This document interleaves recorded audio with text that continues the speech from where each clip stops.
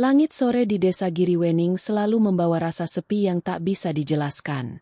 Daun-daun pohon jati berguguran, jatuh perlahan di atas jalanan tanah yang berdebu, seolah menyambut tamu lama yang nyaris terlupakan. Mobil hitam berhenti di depan rumah kayu tua yang berdiri sendirian di ujung desa. Dari dalamnya keluar seorang gadis berusia 24 tahun. Namanya Laras, anak kota yang tumbuh jauh dari akar masa kecilnya, yang kini harus kembali ke tempat yang sudah ia lupakan, atau lebih tepatnya, berusaha ia lupakan. Ibunya meninggal sebulan lalu. Kabar itu datang seperti denting palu yang memecah pagi. Tanpa terlalu banyak pertimbangan, Laras memutuskan untuk mengambil cuti dan datang sendiri ke Giriwening, rumah masa kecilnya, untuk mengurus peninggalan terakhir sang ibu, rumah itu.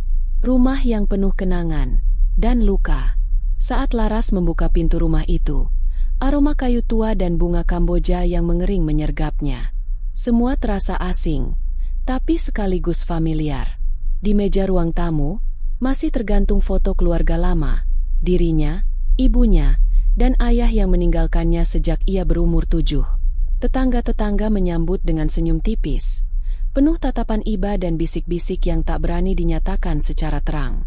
Anaknya Bu Raras ya, kasihan, cantik, tapi keras kepalanya memang dari dulu. Yah, semoga dia nggak terlalu lama di sini. Desa Giriwening memang berubah, tapi tidak semua. Masih ada hal-hal yang tak pernah bergerak, yang tetap diam, seperti nama yang tak boleh disebut, legenda yang masih dibisikkan dengan nada takut, bahkan oleh generasi baru sekalipun. Di tengah rumah, Laras menemukan sebuah buku harian ibunya. Kulitnya sudah lusuh, dan di halaman pertamanya tertulis dengan tinta hitam. Jangan pernah ucapkan namanya. Bahkan ketika kau sendirian di rumah ini. Aku pernah mencoba dan aku tahu apa akibatnya. Laras tertawa kecil membaca kalimat itu. Ia menganggapnya hanya tulisan khas ibunya yang sering menulis puisi dan cerita diari dengan gaya dramatis. Namun entah kenapa, dadanya terasa dingin. Dan malam itu, untuk pertama kalinya, Laras bermimpi tentang seseorang berdiri di ujung kamarnya. Sosok tinggi kurus dengan rambut terurai, berbisik pelan, "Panggil aku, satu kali lagi." Laras terbangun dengan peluh dingin membasahi pelipisnya. Jam dinding menunjukkan pukul 3.13 dini hari. Sepi merayap di setiap sudut rumah. Suara jangkrik mengalun, tapi terasa ganjil, terlalu teratur, seakan sedang menyanyikan sesuatu yang tak bisa dimengerti manusia. Ia duduk di tempat tidur, mencoba mengatur napas. Mimpi itu masih tertinggal jelas di benaknya. Sosok tinggi, bisikan samar, tapi suara itu terasa nyata. Ia menyalakan lampu meja. Sekilas, bayangan pohon di luar jendela tampak seperti siluet seseorang berdiri diam. Laras menggeleng, memaksakan logika bekerja. Itu cuma pohon, cuma mimpi, bisiknya, mencoba menenangkan diri. Pagi harinya, ia pergi ke warung kecil di seberang jalan. Pemiliknya, Mbah Sari, adalah salah satu orang yang masih mengenal keluarganya. "Aku lihat lampu rumahmu menyala semalaman," kata Mbah Sari sambil membungkuskan tempe goreng. "Tidurmu nggak nyenyak, ya?" Laras tersenyum tipis. Mimpi aneh. Tapi ya, mungkin cuma karena belum terbiasa lagi tidur di sini. Mbah Sari memandangnya lama, sebelum akhirnya bertanya pelan, "Kau sudah baca buku harian ibumu?" Laras terdiam. Sudah, ada tulisan aneh tentang larangan menyebut nama seseorang. Mbah Sari menarik napas dalam, lalu berkata dengan suara rendah, seolah takut didengar angin, "Jangan pernah sebut namanya, Nak." Bahkan dalam hati, kami orang sini menyebutnya hanya sebagai dia yang tidak disebut. Desa ini menyimpan luka lama yang tak pernah sembuh karena satu hal.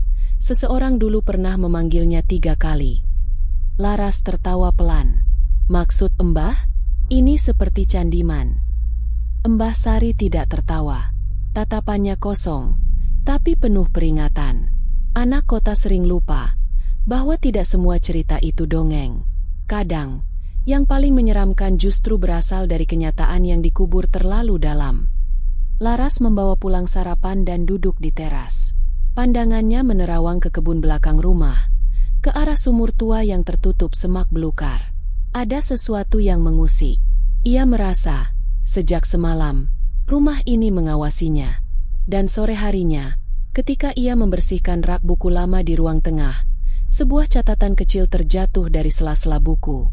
Jika seseorang menyebut namanya 3 kali, maka pintu akan terbuka. Laras menatap tulisan itu. Tangannya sedikit gemetar. Ia menelan ludah. Apa benar, ada sesuatu yang tidak boleh dibangkitkan?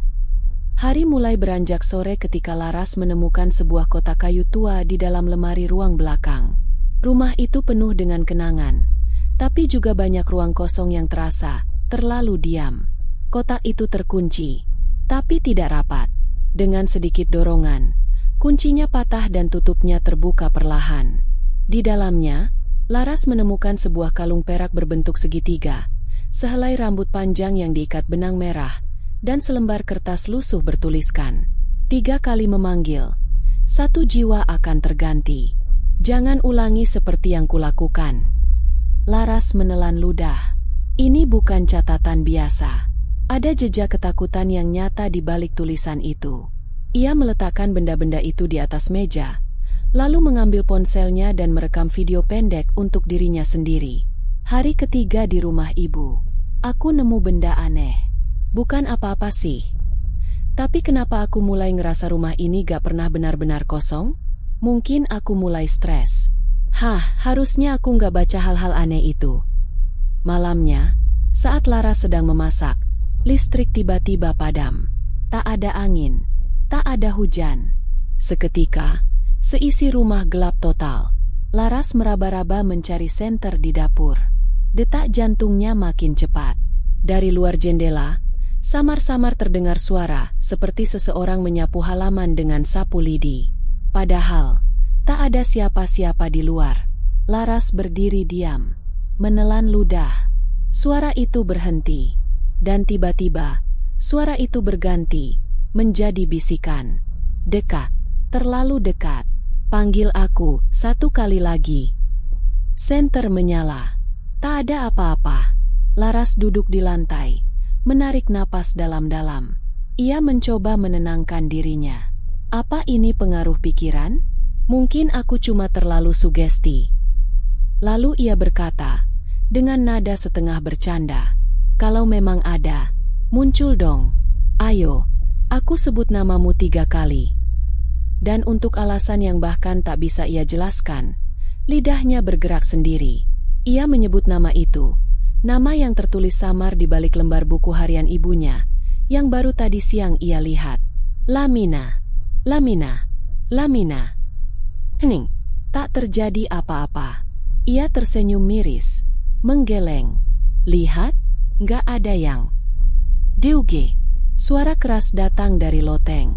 Kemudian, suara langkah pelan, 1 demi 1. Seolah seseorang sedang berjalan perlahan, turun dari atas. Laras mematung. Matanya menatap ke atas, ke arah plafon rumah tua itu. Debu jatuh dari selapapan. Langkah itu terus terdengar. Semakin jelas, semakin dekat. Hari mulai beranjak sore ketika Laras menemukan sebuah kotak kayu tua di dalam lemari ruang belakang. Rumah itu penuh dengan kenangan. Tapi juga banyak ruang kosong yang terasa terlalu diam. Kotak itu terkunci, tapi tidak rapat. Dengan sedikit dorongan, kuncinya patah dan tutupnya terbuka perlahan. Di dalamnya, Laras menemukan sebuah kalung perak berbentuk segitiga, sehelai rambut panjang yang diikat benang merah, dan selembar kertas lusuh bertuliskan, 3 kali memanggil, 1 jiwa akan terganti. Jangan ulangi seperti yang kulakukan. Laras menelan ludah. Ini bukan catatan biasa. Ada jejak ketakutan yang nyata di balik tulisan itu. Ia meletakkan benda-benda itu di atas meja, lalu mengambil ponselnya dan merekam video pendek untuk dirinya sendiri. Hari ketiga di rumah ibu. Aku nemu benda aneh. Bukan apa-apa sih. Tapi kenapa aku mulai ngerasa rumah ini gak pernah benar-benar kosong? Mungkin aku mulai stres. Harusnya aku nggak baca hal-hal aneh itu. Malamnya, saat Laras sedang memasak, listrik tiba-tiba padam. Tak ada angin, tak ada hujan. Seketika, seisi rumah gelap total. Laras meraba-raba mencari senter di dapur. Detak jantungnya makin cepat. Dari luar jendela, samar-samar terdengar suara seperti seseorang menyapu halaman dengan sapu lidi. Padahal, tak ada siapa-siapa di luar. Laras berdiri diam, menelan ludah. Suara itu berhenti, dan tiba-tiba, suara itu berganti, menjadi bisikan. Dekat, terlalu dekat. Panggil aku 1 kali lagi. Senter menyala. Tak ada apa-apa. Laras duduk di lantai, menarik napas dalam-dalam. Ia mencoba menenangkan dirinya. Apa ini pengaruh pikiran? Mungkin aku cuma terlalu sugesti. Lalu ia berkata, dengan nada setengah bercanda, kalau memang ada, muncul dong. Ayo, aku sebut namamu 3 kali. Dan untuk alasan yang bahkan tak bisa ia jelaskan, lidahnya bergerak sendiri.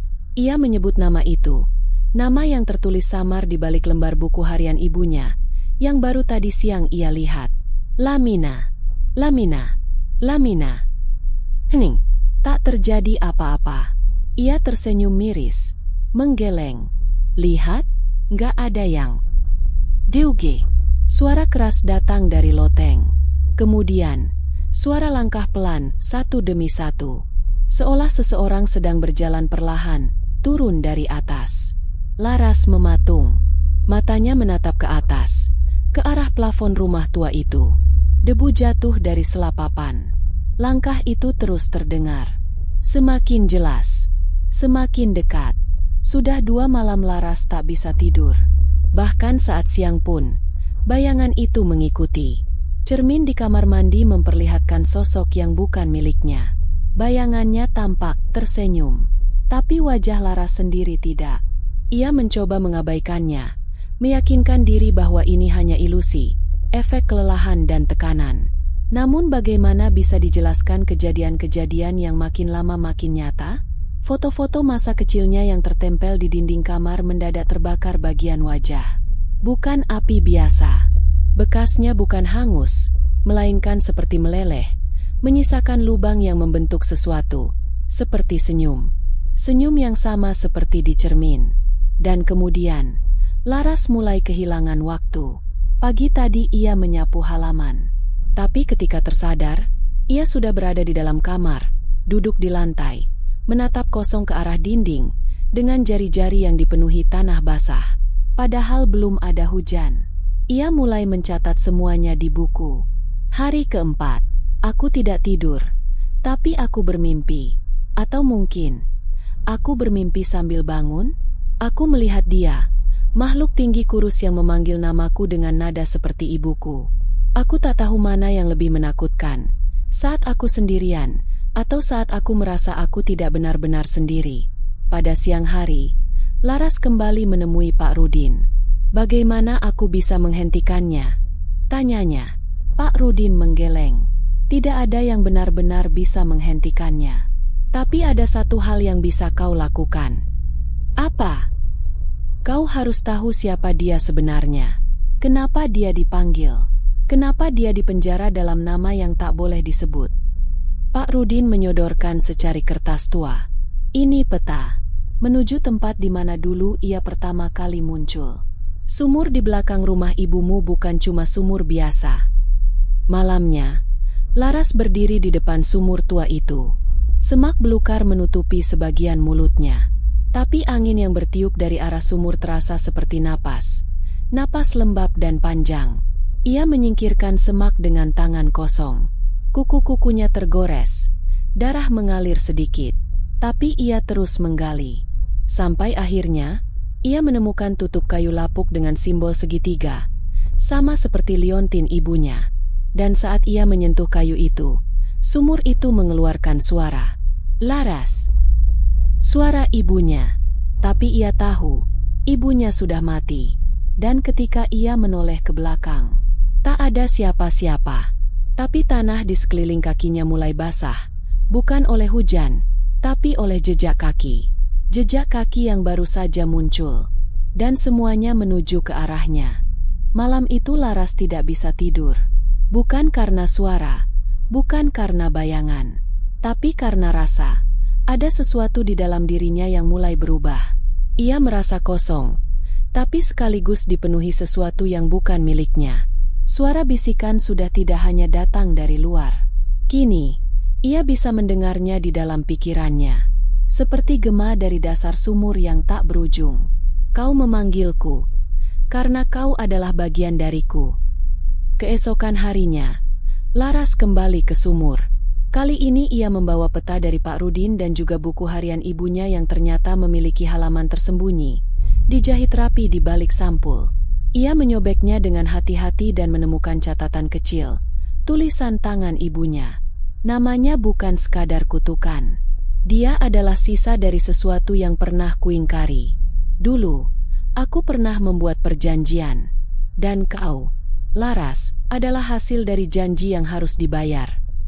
Laras membeku. Tangannya gemetar. Tapi ia terus membaca. Ketika kau lahir, aku pikir aku bisa mengubah takdir. Tapi ternyata, tidak ada yang bisa lari dari nama itu. Karena dia tidak hanya butuh dipanggil, dia butuh diwarisi. Jika kau membaca ini, artinya waktumu hampir habis. Kau bukan hanya anakku. Kau adalah kunci terakhir untuk membuka kembali tubuhnya. Laras terjatuh, menangis. Semua luka lama terbuka sekaligus. Ia bukan hanya pewaris rumah, tapi juga pewaris kutukan. Tiba-tiba, bumi sedikit bergetar. Tanah di sekitar sumur retak, dan dari celahnya keluar kabut hitam yang berputar, membentuk siluet tinggi kurus dengan rambut panjang dan tangan yang menjuntai seperti akar basah. Sosok itu tak punya wajah, hanya lubang menganga di tempat matanya seharusnya berada. Tapi suara yang keluar darinya adalah suara ibunya. Laras, mari pulang. Laras berbalik lari, tapi langkahnya seperti berat, seolah kakinya ditahan oleh tanah itu sendiri. Ia berteriak, menggenggam liontin segitiga warisan ibunya dan melemparkannya ke arah sumur. Ledakan cahaya kecil terjadi, sosok itu menghilang, tapi tidak sepenuhnya. Ia hanya mundur, menunggu, dan di tanah, tertinggal potongan kain dari gaun ibunya. Tapi saat Laras memungutnya, kain itu tidak basah, tidak lapuk. Kain itu hangat. Sejak malam itu, Laras tidak lagi menjadi dirinya yang dulu. Ia mulai mendengar suara-suara meski tidak ada siapa-siapa di rumah. Ia tahu pintu terkunci, tapi ia melihatnya terbuka sendiri setiap malam. Kadang ia merasa sedang berdiri di depan cermin, padahal tidak. Dan yang paling mengerikan, ia mulai melihat dirinya sendiri, berdiri di tempat yang berbeda dari tubuhnya. Seolah bayangan dirinya hidup dan bergerak dengan kemauan sendiri. Laras kembali menemui Pak Rudin, membawa buku harian ibunya dan kain hangat dari sumur. Pak Rudin terdiam lama. Akhirnya, ia berkata, yang kau hadapi bukan sekadar roh. Dia adalah entitas. Dia hidup dari janji, tumbuh dari pengkhianatan, dan lahir dari rasa bersalah. Dan ibumu tidak sendirian membuat perjanjian itu. Laras menatapnya penuh curiga. Apa maksudmu? Pak Rudin menarik napas dalam. Ayahmu juga bagian dari perjanjian itu. Tapi ia melarikan diri sebelum waktunya tiba. Ia meninggalkan ibumu untuk menanggung semua akibatnya. Laras menunduk. Air matanya jatuh satu-satu. Jadi, aku ini, apa? Kau adalah penjaga gerbang. Sejak kau lahir, kau adalah penghubung antara dunia nyata dan dunia tempat Lamina dikurung. Dan jika aku menolak menjadi itu, Pak Rudin menatapnya tajam, maka Lamina akan mengambilmu. Dan bukan hanya kau, setiap orang yang pernah menyebut namamu, mengenalmu, atau menyayangimu, akan ikut tenggelam bersamamu. Malam harinya, Laras duduk di depan sumur. Ia membawa lilin, buku harian ibunya, dan liontin yang berhasil ia ambil kembali dari celah batu. Hatinya penuh pertanyaan. Apakah ia harus mengorbankan dirinya untuk menghentikan semuanya? Atau mencari jalan lain? Meski tak ada yang pernah berhasil sebelumnya? Di tengah malam, suara dari sumur kembali terdengar. Tapi kali ini bukan hanya bisikan. Buka kembali janji itu. Laras, biarkan aku selesai. Dan untuk pertama kalinya, Laras bertanya balik, apa yang kau inginkan dariku? Suara itu terdiam. Lalu, pelan-pelan, menjawab, bukan kamu, tapi tubuhmu. Karena kamu adalah tubuh yang dijanjikan. Langit malam itu terasa berat. Tidak ada bintang, tidak ada bulan. Hanya hitam yang pekat. Seolah dunia ikut menahan napas. Laras berdiri di depan sumur dengan tubuh yang nyaris tanpa energi. Tapi ada sesuatu dalam dirinya. Sebuah kehendak yang perlahan menguat. Ia tidak ingin menjadi korban dari warisan yang tidak ia pilih. Tapi ia juga tahu, pilihan yang ia buat malam ini tidak akan membuatnya utuh kembali. Ia menaburkan garam, bunga melati, dan abu dari buku harian ibunya ke sekeliling sumur. Dalam catatan tersembunyi, ibunya pernah menulis, jika dia harus datang, pastikan ia datang dalam bentuk yang bisa dilihat. Sebab yang tak terlihat tak bisa dilawan. Laras menggenggam liontin segitiga dan mengucapkan nama itu untuk terakhir kalinya. Lamina. Suara itu menggema. Tanah bergetar. Sumur menyemburkan kabut pekat seperti napas dari perut bumi. Dan perlahan, dari dalam kabut itu, muncul sosok tinggi, kurus, dan berambut panjang menjuntai, menyeret ujungnya seperti tali usang. Namun kali ini, Lamina tidak lagi tanpa wajah. Wajahnya adalah Laras sendiri, tapi matanya kosong, senyumnya palsu, dan tubuhnya memudar muncul seperti bayangan di air. Aku tidak ingin tubuhmu. Aku ingin menjadi kamu. Karena kamu adalah satu-satunya cara aku bisa hidup. Laras menunduk. Napasnya cepat. Ia ingat semuanya. Ibunya yang menangis saat kecil, ayah yang menghilang, dan bagaimana hidupnya seperti selalu berada di ujung pisau. Tapi sekarang, ia memilih. Ia menghunus pisau kecil dari balik bajunya. Pisau yang dulu milik ibunya.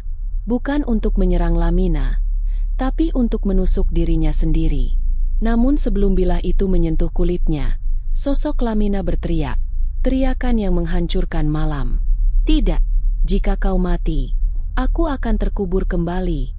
Kau harus hidup untuk aku bisa menggantikanmu.